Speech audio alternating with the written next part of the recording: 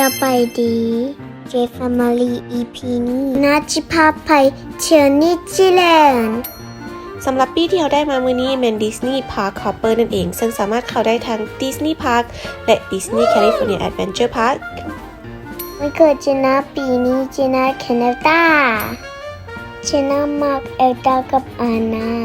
แม่แล้วเนาะซึ่งความแตกต่างระหว่าง2ภาคนี้หลักๆเลยก็จะเป็นตัวฟินาเล่เนาะก็คือพระเอกของงานสำหรับ Disney Park ก็จะมี Parade Show Princess หรือว่าตัวการ์ตูนต่างๆแต่สำหรับ California Adventure ก็จะมี Water of Color เดี๋ยวน่าจะเปิดให้เบิ่งประมาณนี้เนาะ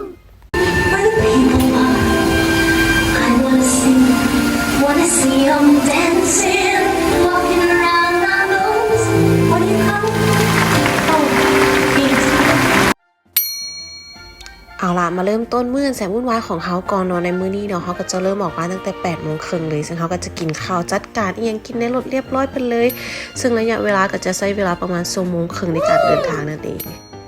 แล้วเฮาก็มาฮอดจุดหมายปลายทางของพวกเฮานั่นเองซึ่งพวกเฮาก็จะจอดอยู่ที่ Mickey and Friends Parking Lot สำหรับราคาค่าจอดมันอยู่ที่ราคา$30มื้อเลยเนาะจะจอดฮอดจากโมงก็ได้จนกว่าภาคปิดเลยก็ได้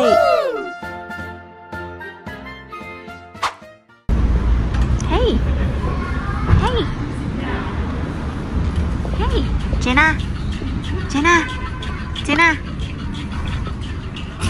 เข้าดิสนีย์แลนด์แล้วเด้อลูก Jenna Welcome to Disneyland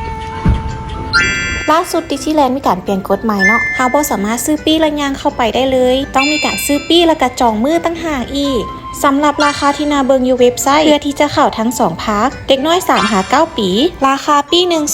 $234ส่วนสำหรับผู้ใหญ่10 ปีขึ้นไปราคาแม่น$244หรือถ้าจะเข้าแต่พาร์คเดียวราคา3-9 ปีแม่น$169และ10 ปีขึ้นไปแม่นราคา$179นั่นเองแต่สำหรับเฮามื้อนี้เฮามีสปอนเซอร์ใจดีก็คือโอลิเวียนั่นเองแม่แล้วนะเพื่อเป็นของขวัญวันเกิดเจน่าแม่โอลิเวียซึ่งเป็นมูนาพาเข้าพาแบบ VIP เพราะว่าบ่ได้เสียเงินจะกีบเลย thank you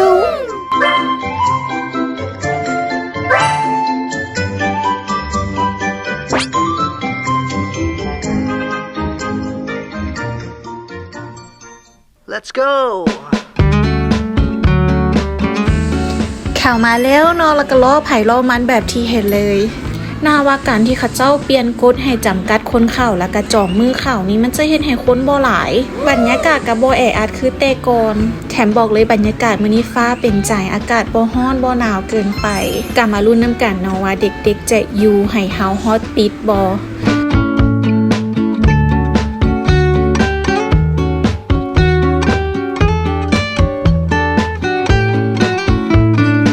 สำหรับการลินเครื่องลินมือนี้ก็บ่ได้วางแผนอย่างหลายเนาะไปตามแผนที่เลยแล้วก็จะเลือกลินเครื่องที่เจน่ามากและการ์ตูนที่เจน่ามากเนาะพอเป็นวันเกิดของเพิ่นนั่นเอง Jingle bell Jingle bell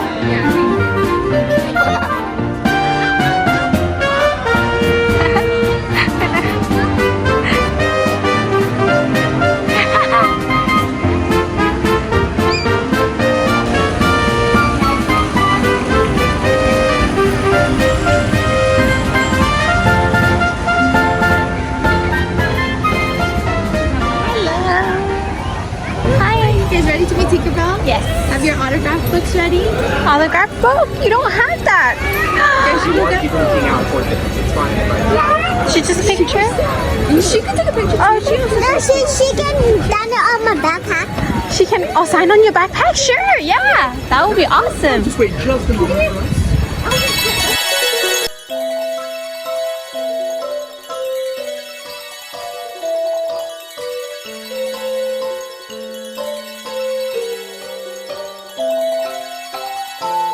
It's so Jaina, who is that?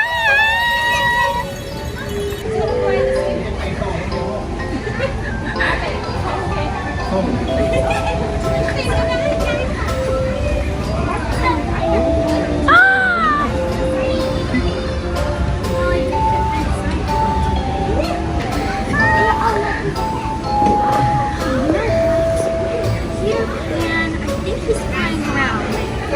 Can you tell him that I'd like to play a game of Flying Lucy? ที่น่าไปถามชิงเกิลเบลเห็นพีเตอร์แพนบอก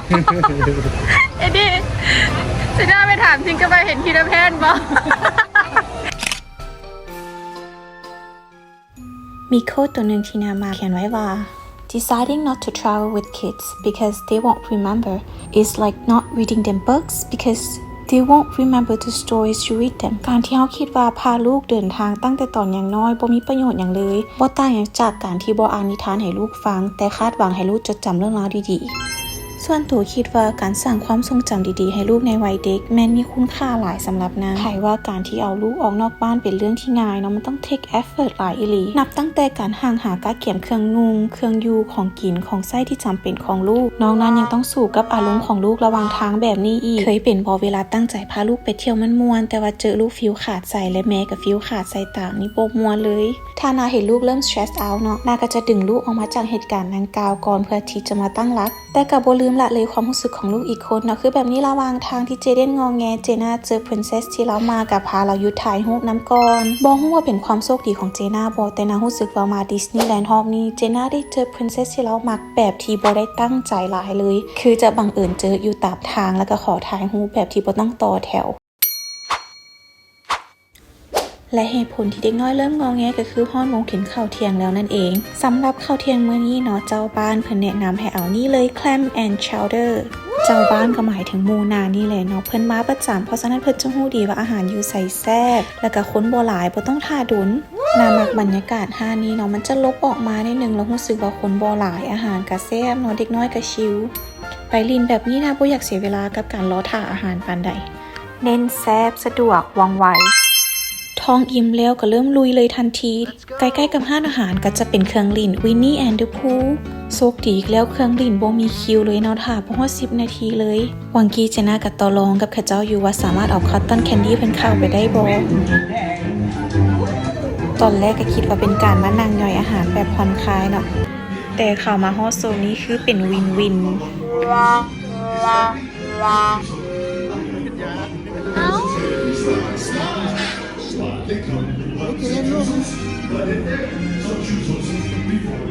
เจน่าบ๊ายบายเจน่าเบิ่งเสื้อลูกไหม Look at your shirt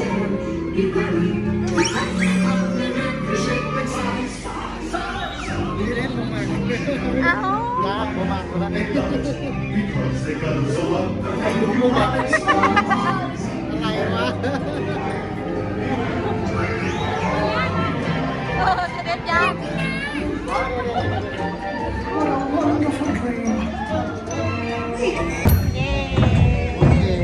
ลงจากเครื่องลิ่นปุ๊บก็จะเจอวินนี่เดอะพูแบบนี้เลย Aww, look at his eyes. Thank you. Aww, bye bye.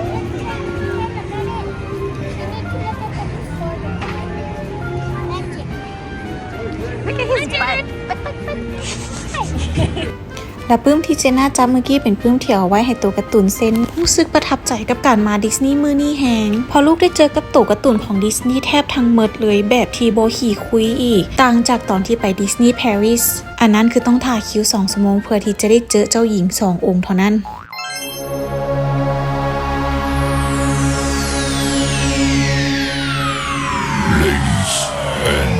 Gentlemen, may I have your attention, please? The show starts in 10, 9, 8, 7, 6, 5, 4, 3, 2, 1, go.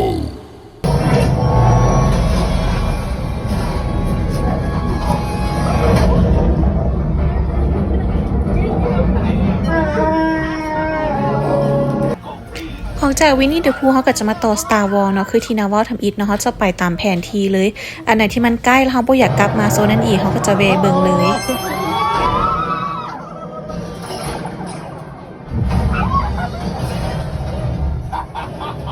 Yes,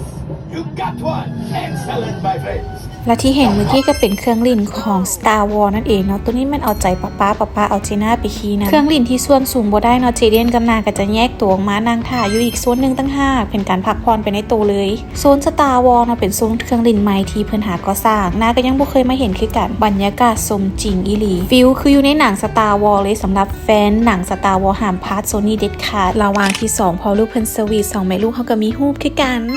เอาใจสายป้าแล้วเฮาก็กลับมาสายปราสาทเจ้าหญิงเฮาคืนคือเก่าเพื่อที่จะกลับมาเอาใจเจ้าของวันเกิดนั่นเอง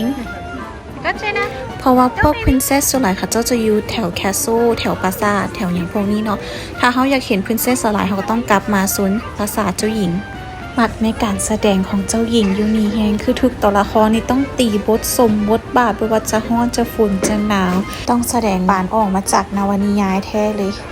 นี่แหละเนาะความสุขของงาเห็นลูกมีความสุขกับสิ่งที่ลูกมักในมื้อสำคัญของลูกพร้อมกับเก็บบรรยากาศดีๆเอามาอัดเป็นวิดีโอไว้ให้ลูกเบิ่ง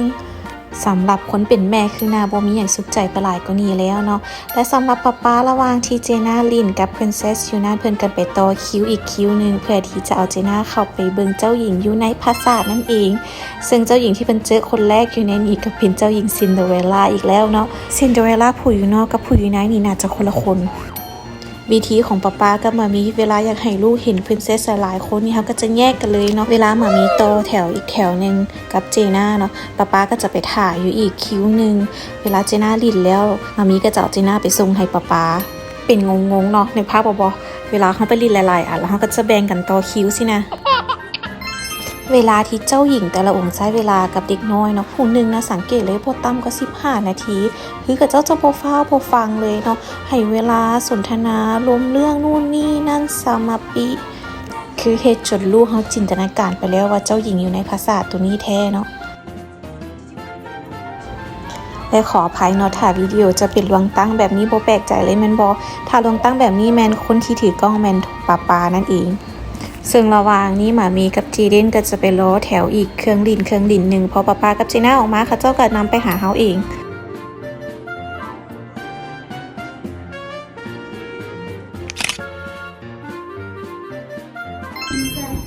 Fly this way here with me. What is your name? ต่อไปหลังจากนี้ก็จะเป็นช่วงที่เจน่าไปพบกับเจ้าหญิงต่างๆเนาะอาจจะใช้เวลาโดนนิดนึงผู้ใดที่อยากข้ามตัวนี้ก็คือสกิปไปเลยตู่ต่อไปได้เลยเนาะแต่นาอยากเก็บภาพบรรยากาศไว้ให้เจน่าเบิ่งเพราะว่าเจน่าเพิ่นมักเบิ่งคืน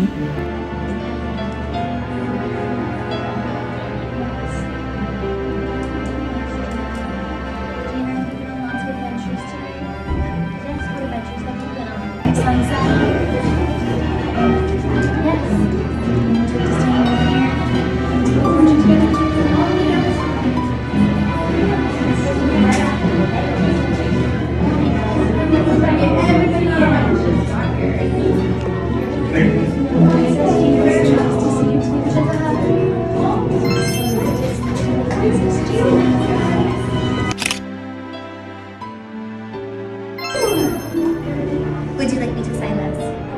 I would love to. Let's go stand over here. What's your name? Jaina? It's very nice to meet you. Queen Elsa for today. I love your Elsa dress. It's beautiful. Oh, thank you very much. Seems like you're quite the artist too. Do you like to draw? Do you ever draw mermaids? You do sometimes? You should draw a picture of me and my friend Flounder. Oh, you did? Is it in here? Oh, is it somewhere else? I see. Did you want to take a picture together too, Smithy? Okay, come on in.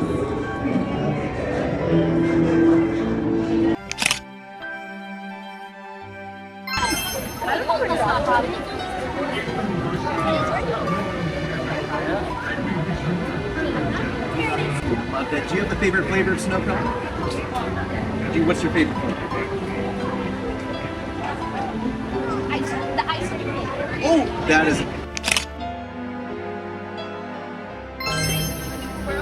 สำหรับการมาดิสนีย์แลนด์ปีนี้อยู่ที่ดิสนีย์แลนด์แคลิฟอร์เนียเลยเนาะคือสะใจทั้งแม่ทั้งลูกเลยเพราะว่าฝังใจมาตั้งแต่ปีกายแล้วที่ไปดิสนีย์อยู่ฝรั่งตัวนั้นแมนท่า3 ชั่วโมงเนาะแล้วได้พบเจ้าหญิงแต่2 องค์แต่มาปีนี้ได้เจอหลายคนแฮง และแล้วเขาก็จะออกจากโซนปราสาทเจ้าหญิงเนาะเพื่อที่จะเตรียมไปเบิ่งพาเหรดนั่นเอง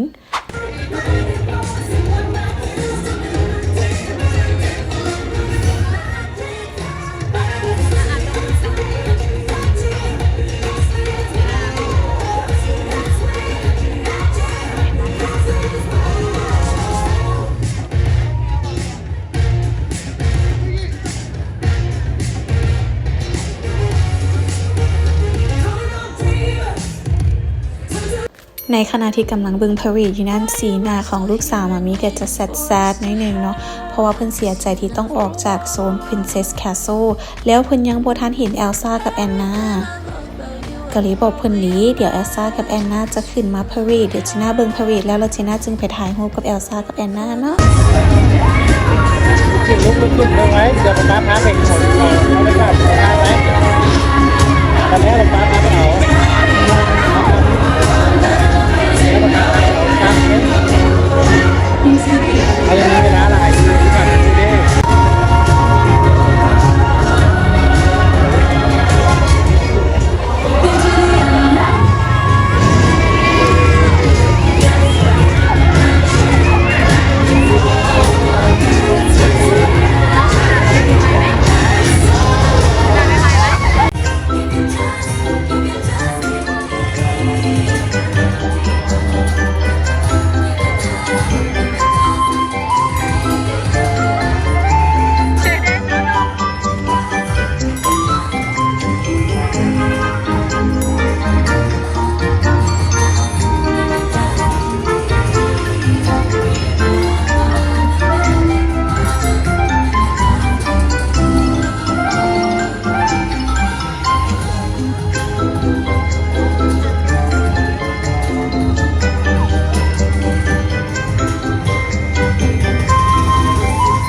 ก่อนที่พาเหรดจะจบเนาะเขาก็จะแยกตัวออกมาก่อนเพื่อว่าให้เจอกับคนหลายนั่นเองซึ่งเขาก็จะออกจากดิสนีย์แลนด์พาร์คข้ามไปดิสนีย์แคลิฟอร์เนียแอดเวนเจอร์พาร์คที่อยู่กงกันข้ามกันตามที่บอกไปต้นคลิปเนาะสำหรับผู้ใดที่ถือทิเก็ตพาร์คฮอปเปอร์คือสามารถเข้าได้ทั้ง2พาร์คแม้หลังจาก 11 โมงสวยไปสามารถสลับเปลี่ยนได้ว่าเขาอยากข้ามไปฟากใดนั่นเองเหตุผลที่ต้องข้ามมาแคลิฟอร์เนียแอดเวนเจอร์พาร์คก็ย้อนว่าเขาจะเข้ามาอยู่ในเธียเตอร์ของแคลิฟอร์เนียแอดเวนเจอร์พาร์คเนาะเพื่อที่จะพาเจน่ามาเจอกับเจ้าหญิงในดวงใจของเพื่อนนั่นเองซึ่งจะเป็นไผบ่ได้นอกจากเอลซ่ากับแอนนานั่นเองน่าคิดว่าเป็นการตลาดของดิสนีย์ที่ดีหลายเนาะเพื่อนจะแยกเอาเอลซ่ากับแอนนามาอยู่ในอีกพาร์คหนึ่งเฮ็ดให้คนอยากที่จะซื้อทิเก็ตเพื่อที่จะเข้าทั้ง2พาร์คเลยเนาะบรรยากาศภายในกับเธียเตอร์สมซื้อหลีเนาะเข้ามาก็จะเป็นจอหลายๆจอแบบนี้อ้อมไปหมดเลยแล้วถ้าบ่มาก็บ่ได้อีกเพราะว่าเป้าหมายของเจน่ามื้อนี้คืออยากมาเห็นเอลซ่ากับแอนนาเนาะเขาไปดิสนีย์ปารีสตอนปีกายก็บ่ได้เจอเอลซ่ากับแอนนาเนาะก็เลยสัญญากับเจน่าว่าโอเคปีนี้ครบรอบ6ปีจังไหนก็ต้องพาลูกไปหาแอนนากับเอลซ่าให้ได้แล้วก็ต้องให้เจอตัวจริงอีก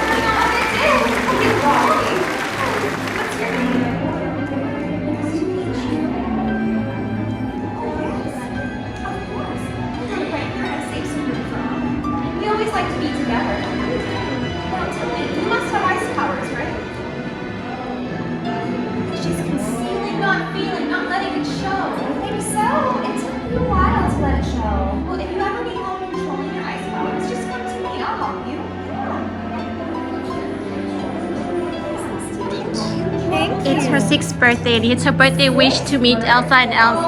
Anna. Yes. So happy your wish is coming true. Santa. Thank you so much. Aww. It's not just ทุกคนเสือบออารมณ์นาตอนนี้มันน่ากำลังน้ำตาย้อยอยู่เนาะเห็นลูกแบบรู้สึกตื่นเต้นมีความสุข เราเก่งไปหมดตัวเราเลยแล้วเบิ่งสีหน้าเราเวลาเราเบิ่งตัวการ์ตูนที่เรามักแล้วเราจะแบบบ่ฮู้สิเฮ็ดจังใดแม่ก็ให้นำ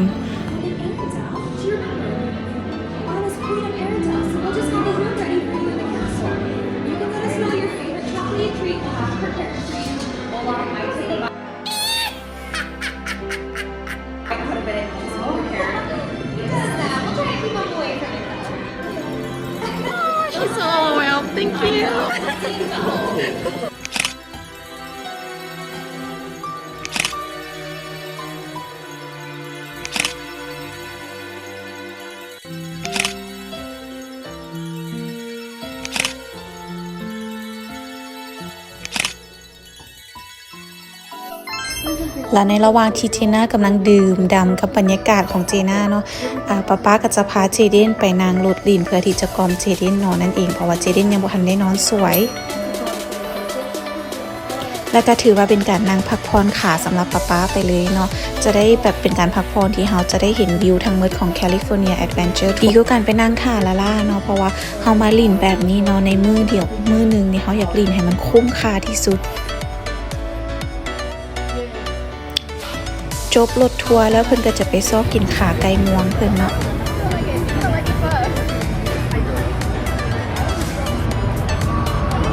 ยางซอกหาเทอร์กี้เล็กไปเศร้าจับแรงหาก็ที่ได้กินได้กินสมใจเพิ่นแล้วลูกก็รับไปแล้วเนาะมาเลาะถ่ายรูปนิดนึงอันนี้ก็จะเป็นกำไรไซคูแพนโดล่ากับมูนานั่นเองเนาะอยู่แคลิฟอร์เนียแอดเวนเจอร์พาร์คซิกเนเจอร์ของมันก็คือตัวซิงซ่าสวรรค์ที่น่าถ่ายรูปของป๊ากับเจน่าเจเดนไปเมื่อกี้นี่เนาะบอลถ่ายรูปบอลนี้ก็น่าจะเป็นบอลที่คนส่วนหลายที่เข้ามาในแคลิฟอร์เนียแอดเวนเจอร์แล้วมาถ่ายรูปนำคันเห็นรูปตัวนี้ก็คงฮู้เลยว่าเขามาแคลิฟอร์เนียแอดเวนเจอร์เนาะนอกจากตัวซิงซ่าสวรรค์แล้วก็มีเครื่องดื่มดังๆอีกหลายอันเนาะอยู่ในแคลิฟอร์เนียแอดเวนเจอร์พาร์คเนาะซึ่งตัวนี้ก็เป็นของ Ariel White นั่นเอง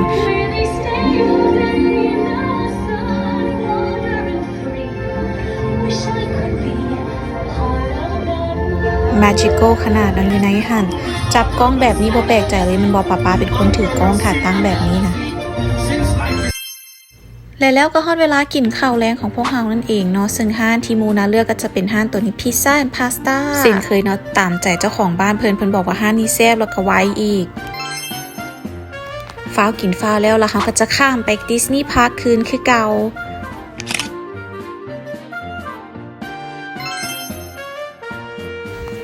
ถามว่าเป็นอย่างต้องข้ามไปข้ามมาแมนบอเพราะว่าเอลซ่าเพิ่นจะอยู่ให้เฮาฮอตเตส5 โมงนั่นอีกข้างกาย5 โมงแล้วจะบ่เจอเอลซ่ากับแอนนาอยู่ในเธียเตอร์เนาะก็เลยต้องเฝ้าไปเบิ่งเอลซ่ากับแอนนาก่อนแล้วก็พาเด็กน้อยกลับมาพักตัวนี้คืนเพื่อที่จะไม่ขี่เครื่องเล่นต่อเครื่องเล่นโซลาร์เนาะสำหรับไวเจน่าจะอยู่ทางแคลิฟอร์เนียธีมพาร์คส่วนเครื่องเล่นตัวนี้ก็เป็นเครื่องเล่นที่เจน่ารีเควสไว้ตั้งแต่ก่อนไปแคลิฟอร์เนียแล้วเพราะว่าเพิ่นจื้อว่าปีกายเฮาไปขี่อยู่ฝรั่งกันแล้วปีนี้เพิ่นก็เลยขอขับรถเองอีกรอบนึงส่วนสภาพก็ตามที่เห็นเลยเนาะ Look at the road. You're not even looking at the road.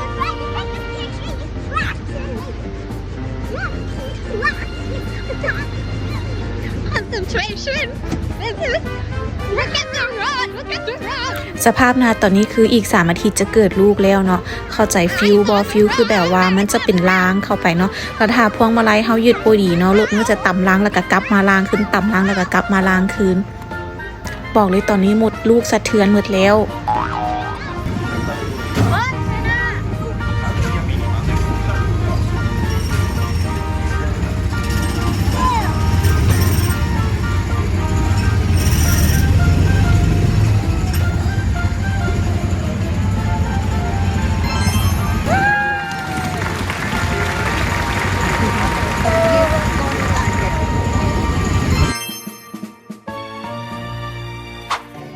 ออกจากยูโทเปียคือบอลขับรถเมื่อกี้แล้วเนาะเขาก็จะมา Small World นั่นเองซึ่งอันนี้ก็เป็นซิกเนเจอร์ของแคลิฟอร์เนียธีมพาร์คไผมาดิสนีย์แลนด์บ่เข้ามาเบิ่งตัวนี้คือยังบ่ทันว่าฮอดดิสนีย์แลนด์เนาะตามความคิดน่าเองได้คือไปดิสนีย์แลนด์ทุกเทื่อต้องจบทริปด้วยการมานั่ง Small World นั่นเองเนาะ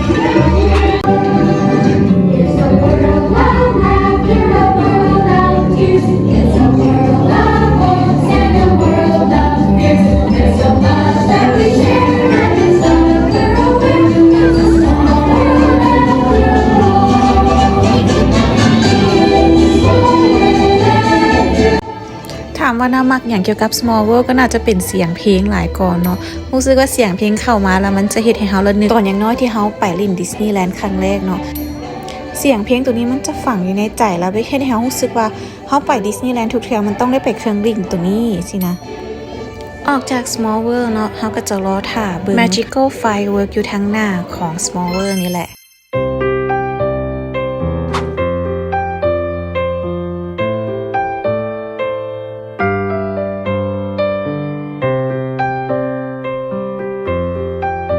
Hard to know just when it starts, how it grows from just a spark. It's wondrous. I feel it now, it's you and me.บ่แปลกใจไปอย่างดิสนีย์แลนด์จึงสามารถชาร์จเงินคนเข้าได้เพลงๆเนาะเพราะรู้สึกเข้าไปแล้วสำหรับนามันมีโมเมนต์หลายอย่างที่มันแมจิคอลอยู่ในหาดอิหลีคือมันมีความสุขมันเป็นเวลาของครอบครัวมันเป็นประสบการณ์ดีๆครั้งหนึ่งในชีวิตเลยแหละที่เฮาบ่สามารถลืมได้ถึงว่าลูกเฮาจะจื้อหรือบ่จื้อก็อย่าแต่วิดีโอนี้ก็จะเฮ็ดให้ลูกนะมาเบิ่งคือหลังแล้วจะเห็นว่าในวัยเด็กของเราพ่อแม่เราให้ความสุขเราแบบใดแล้วก็หวังว่าเราจะให้ความสุขกับลูกกับหลานเราต่อๆแบบที่เฮามอบให้เราเนาะ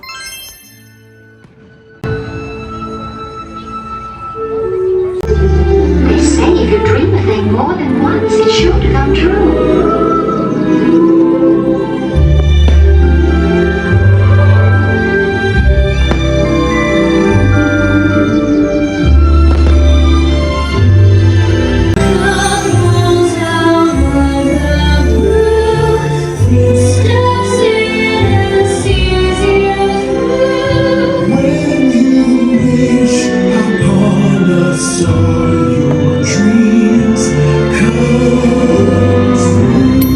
Firework จะเริ่มหลินประมาณ 9:30 น. หา 10:00 น. แต่ว่าดิสนีย์เองเขาจะปิดประมาณ 12:00 น. กลางคืนเพราะฉะนั้นเขาแล้วตัวนี้เขาก็จะมาขี่อีกไว้หนึ่งสำหรับตัวมิกกี้มินี่เวลโรดนี่เป็นเครื่องลิ่นใหม่เนาะซึ่งเพิ่นหาก็เปิดไส้เดือน1 ปี 2023 เนาะก็หาก็ต้นปีเป็นการเปิดตัวเครื่องลิ่นเพื่อเป็นการเฉลิมฉลองดิสนีย์แลนด์ครบรอบ100 ปีนั่นเองพอดีเห็นโอกาสบ่มีคนต่อคิวเลยเนาะก็เลยพากันมาลองลิ่นเบิงเป็นการลิ่นเครื่องลิ่นประมาณ7 นาทีเนาะก็รู้สึกว่ามันม่วนดีแล้วก็มีฉากตื่นเต้นมีฉากที่บ่คาดคิดอีกหลายฉาก